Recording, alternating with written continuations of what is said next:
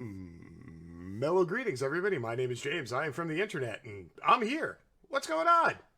How you doing, gang?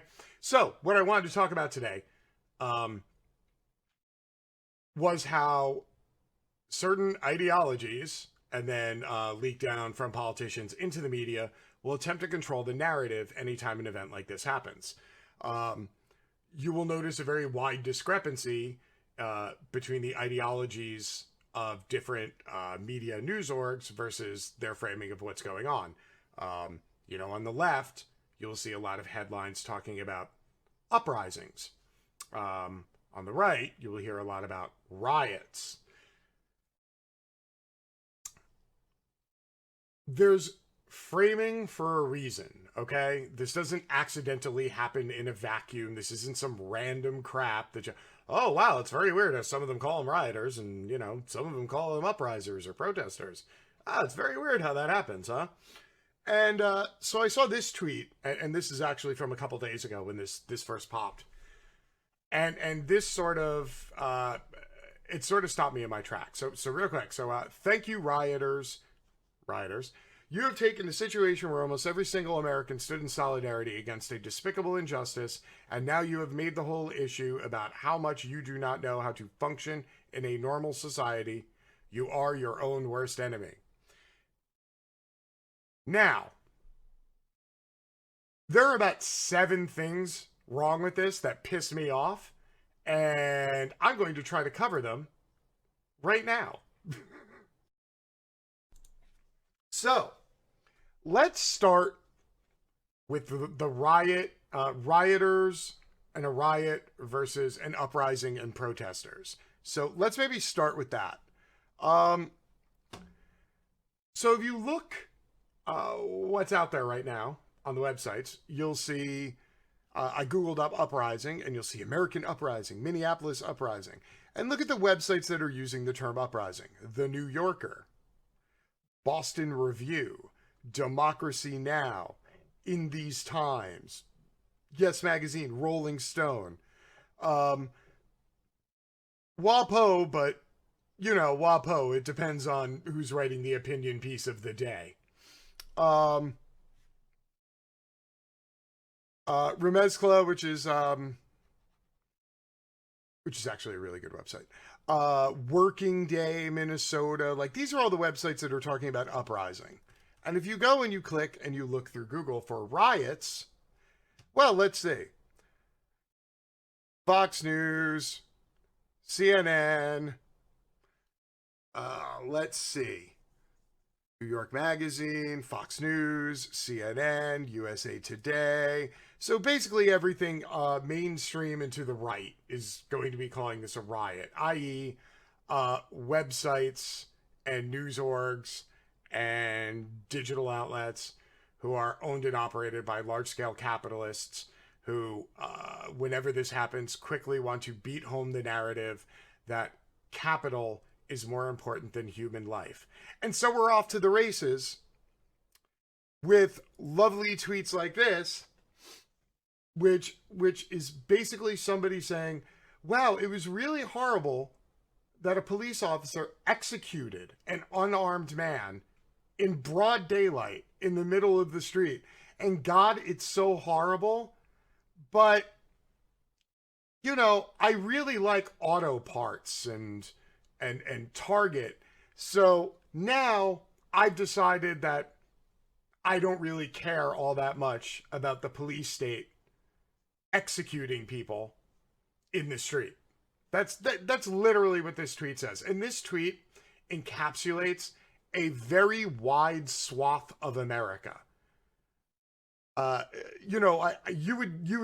rational person, a sane person would see this and think to themselves, good Lord, I hope there aren't more like them. But this is a very wide swath of America, and it is a thing. Once again, we've covered this. Riots v. uprising, okay? 2 very different words used to describe the same thing, all depending on which side of an ideological fence you are on.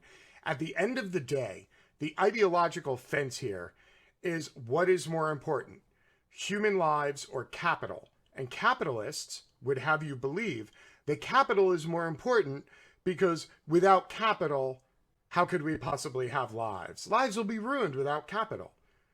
You know, because there wasn't human life on this planet for hundreds of thousands or millions or billions of years, depending on where you want to say the actual human species started. And then the last, I don't know, 5,000 years or so, when there was such a thing as, claiming property and having civilizations and all sorts of good stuff. So somehow, capitalists and the people on the right would have you believe that capital is more important than human life because without capital, everybody's human life stops. So this is all part of the narrative that they're trying to throw this back down. Yes, the cure cannot be worse than the virus. Along the same premise, riot or resistance, how media frames unrest in Minneapolis will shape public's view of protest. Played out again. Vigils and protests were organized in Minneapolis and around the United States to demand police accountability. But while investigators and officials called for patience, unrest boiled over. News reports soon carried images of property destruction and police in riot gear. This is usually the point where a whole bunch of people go, up, that's it. You're all just a bunch of looters. You're all just a bunch of animals. You're all just a bunch of thugs. Please keep in mind that all of these words are specifically targeted at non-white individuals. And then when you call people out on it, they'll go, oh, no, I'm calling all of them thugs. Because when was the last time you saw, an older white person call a group of young white people thugs? Like back when Joe Biden was a lifeguard? You hooligans! You thugs! Like, yeah, that's not a thing anymore, okay? I get it. It's a dog whistle, so you can all snicker at each other without actually dropping an N-word with a hard R in public. We get it. That's why you drop it, okay? But I digress. Let's continue. General public's opinion about protests and social movements behind them are forced in large part by what they read or see in the media. This gives journalists a lot of power when it comes to driving the narrative of a demonstration. They can emphasize the disruption protests cause or echo the dog whistles of politicians that label protesters as thugs. Hold on. We have a thing for this one. It's a dog whistle. See?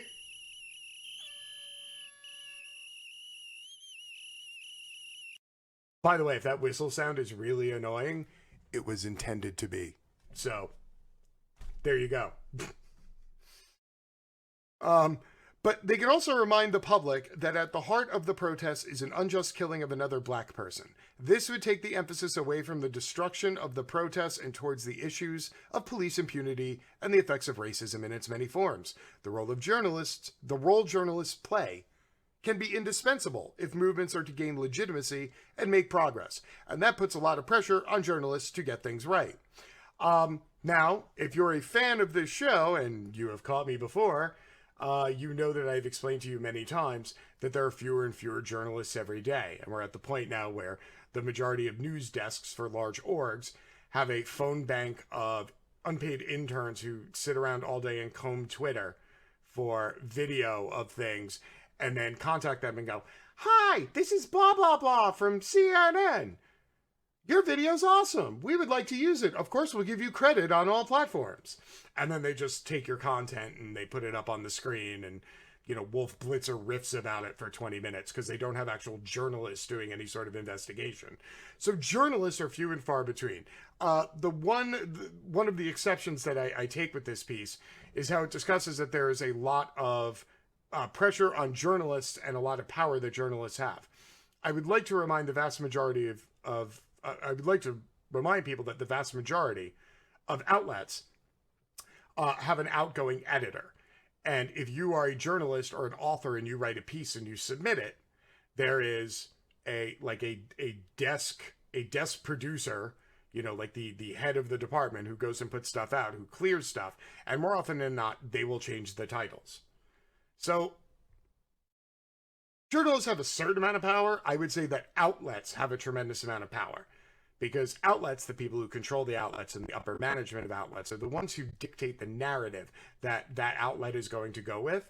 And as such, they have the authority to change the title on any article that goes out, the graphic, on the bottom of the screen that scrolls by at any time. So I would put more of this on the actual networks and organizations than the journalists, but I digress. My research has found that some protest movements have more trouble than others getting legitimacy. It studied how local and metropolitan newspapers cover protests. We found narratives about the Women's March and anti-Trump protests gave voice to protesters and significantly explored their grievances. On the other hand of the spectrum, protests about anti-black racism and indigenous people's rights received the least legitimizing, with them more often seen as threatening and violent. Now, I would like to remind people that when you look at this, narratives about the Women's March and anti-Trump protests were given positive coverage in the media. I don't know if you all have seen Trump protests or women's marches, but the vast majority of people who attend them are middle-aged white people, i.e., people who possess capital, people who own a home, have a car, have kids enrolled in school who have to buy stuff for their kids every year, okay? So protests focused majority around white people who have grievances are considered legitimate. However, protests about anti-black racism and indigenous people's rights received the least beneficial coverage from media. I wonder why. What do you think is the difference between the majority of people at the Women's March and the majority of people at an anti-black racism protest? Go ahead. I'll let you all take a moment and think about it.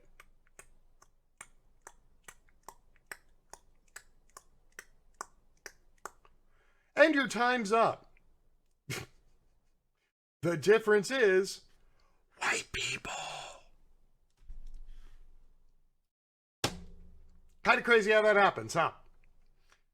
Decades ago, scholars identified how news coverage of protests contributes to the maintenance of the status quo, a phenomenon referred to as the protest paradigm. There's actually a term for this.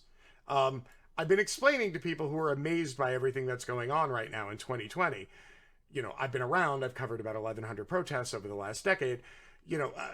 The same police tactics and the same narratives that are being used today in 2020 for this spate of protests are the same exact ones that were launched in 2015 against Black Lives Matter. It's the same exact ones that were levied against and used against Occupy Wall Street in 2011. The framing of the narrative is not new. The police tactics are not new. The only difference is there's more people who are now old enough to watch this shit and actually process it and knows what's going on. The protest paradigm. That's how long people have been studying this. It has its own term.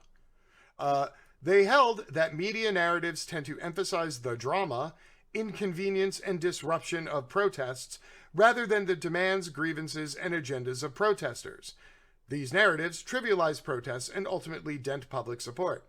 Hey, how many times have you heard, but why are they burning stuff to the ground? Why don't they just give a list of demands and say what they want changed? Well, they usually do, but the problem is that stuff gets buried on page 32 of the newspaper behind the 31 pages of riot porn. So, here's how this theoretically plays out today. Journalists pay little attention to protests that aren't dramatic or unconventional. Knowing this, protesters find ways to capture media and public attention. They don pink pussy hats or kneel during the national anthem. They might even resort to violence and lawlessness. Now, the protesters have the media's attention, but what they cover is often superficial or delegitimizing, focusing on the tactics and disruption caused and excluding the discussion on the substance of the social movement.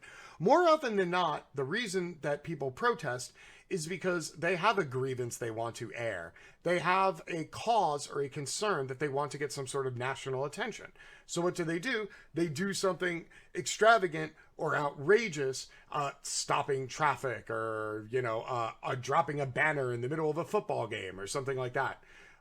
They do this to garner national attention about whatever it is they're protesting. However, what will happen is the media, more often than not, just discusses the thing that happened and how horrible it is because it disrupted traffic and the flow of capital, or it disrupted the experience of people who spent $200 a ticket to go to a baseball game and sit around for 4 hours and watch people throw a ball. Yeah, that's the concern. God forbid people's capital is not used wisely. Oh, good Lord. We wanted to explore if this classic theory fit coverage from 2017, a year of large-scale protests.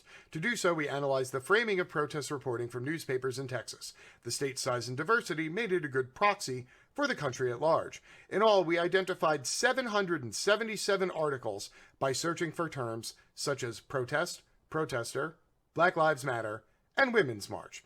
This included reports written by journalists in 20 Texas newsrooms, such as the El Paso Times and the Houston Chronicle, as well as syndicated articles from sources like the AP.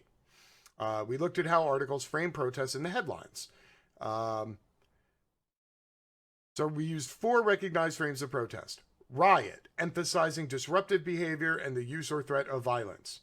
Confrontation, describing protests as combative, focusing on arrests or clashes with police, or what we would call riot porn in the business. Spectacle, focusing on the apparel signs or dramatic and emotional behavior of protesters. Debate, substantially mentioning protesters' demands, agendas, goals, and grievances. Let's see. Wow, this is really bad. So anti-black racism, 43% of the mentions of it were as a riot, and only 22% legitimized it. Imagine that. Imagine that. Here, Dakota pipeline protest. Almost 90% covered it as a confrontation or riot or spectacle. We also kept an eye out for sourcing patterns to identify imbalances that often give more precedence to authorities than protesters and advocates. Overall, news coverage tended to trivialize protests by focusing more often on dramatic action, but some protests suffer more than others. Reports focused on spectacle more than substance. Much was made of what protesters were wearing, crowd sizes large and small, celebrity involvement, and flaring tempers. Ooh, flaring tempers. The substance of some marches got more play than others. Around half the reports on anti-Trump protests, immigration rallies, women's rights demonstrations, and environmental actions included substantial information about protesters' grievances and demands. In contrast, Dakota Pipeline and anti-black racism-related protests got legitimizing coverage less than 25% of the time and were more likely to be described as disruptive and confrontational.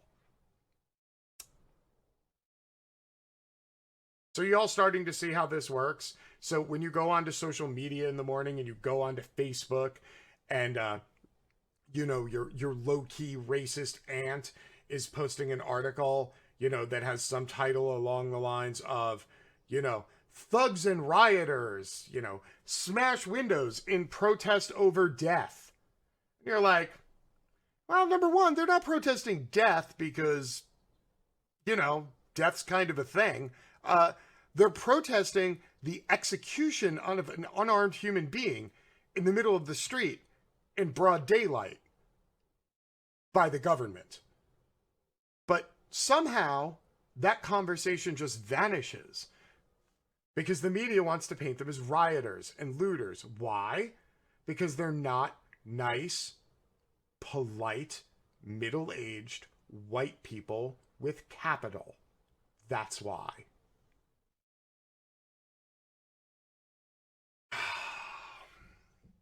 In coverage of a St. Louis protest over the acquittal of a police officer who killed a black man, violence, arrest, unrest, and disruption were the leading descriptors, while concerns about police brutality and racial injustice was reduced to just a few mentions. Buried more than 10 paragraphs down was the broader context. The recent St. Louis protests follow a pattern seen since the August 2014 killing of Michael Brown in nearby Ferguson. The majority of demonstrators, though angry, are law-abiding. Again, keep in mind how we always say, the killing of Michael Brown, the killing of a black man, the death of this person. Notice how none of these headlines, none of these media narratives remind everybody that these people were executed by the police with the acceptance of the government. Nowhere is that anywhere in these narratives. Journalists contribute to this hierarchy by adhering to industry norms that work against less established protest movements. On tight deadlines, reporters may default to official sources for statements and data. You know, kind of like how the police put out a press release. And which totally isn't slanted or biased, of course, to make it sound like everybody's a law-breaking heathen, while the police are awesome, amazing people who are there to help you out.